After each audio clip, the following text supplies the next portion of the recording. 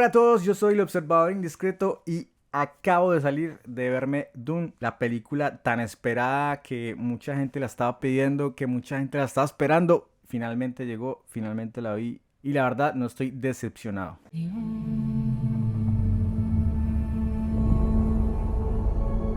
Bueno, a mí realmente nunca me ha interesado mucho la historia, sabía que existían los libros. Un pequeño resumen de lo que es Dune en términos generales. Es un libro que se escribió en el año 65 en Estados Unidos y que fue un éxito, y a partir de esa historia aparecieron otros dos libros, digamos que inicialmente fue una trilogía.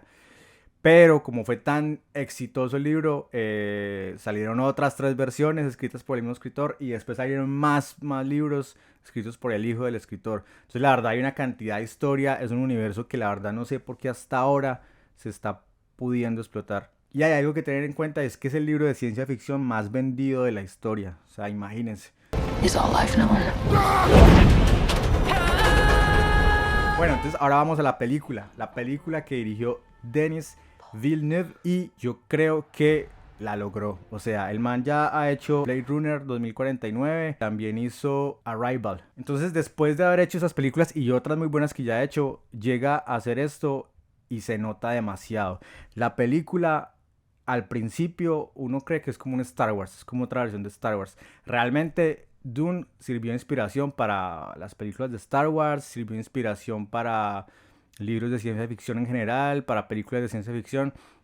Entonces no vamos a ver una película 100% diferente o novedosa en cuanto a historia, porque hay muchos elementos que podemos compararlos con Star Wars, o incluso en algunos momentos me sentí viendo como un capítulo de Game of Thrones o El Señor de los Anillos. No quiero contarles mucho para no dañar la historia, pero en términos generales se van a encontrar con algo, con un universo súper extenso.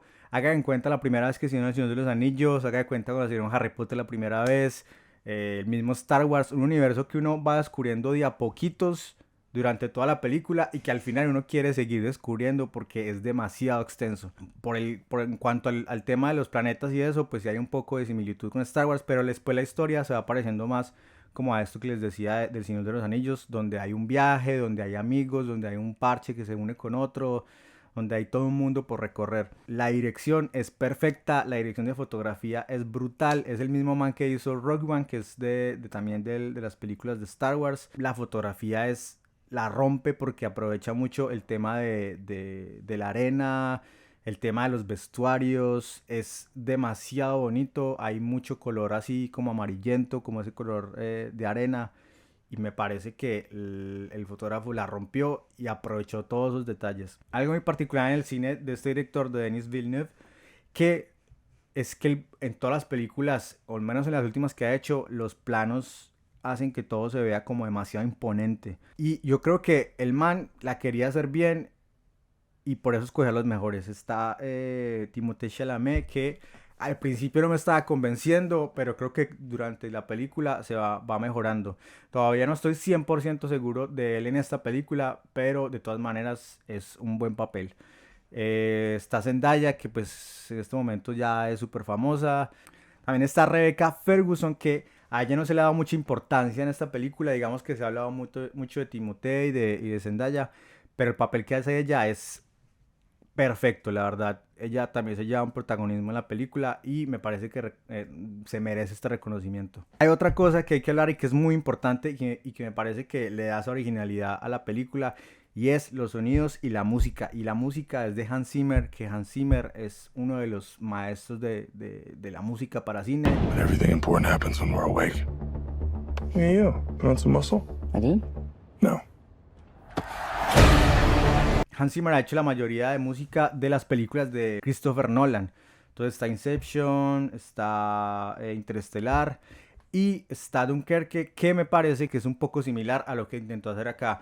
Ustedes van a sentir como esa presión de que algo va a pasar. La música empieza a subir y a subir y a subir y entran sonidos hasta que estalla algo. Y me parece que eso lo tiene a uno pegado a la silla todo el tiempo. La película dura como 2 horas y media, pero usted ni la siente. En términos generales, la película es demasiado buena. Al principio es un poco lenta, pero yo creo que también es para poder entender un poco el universo.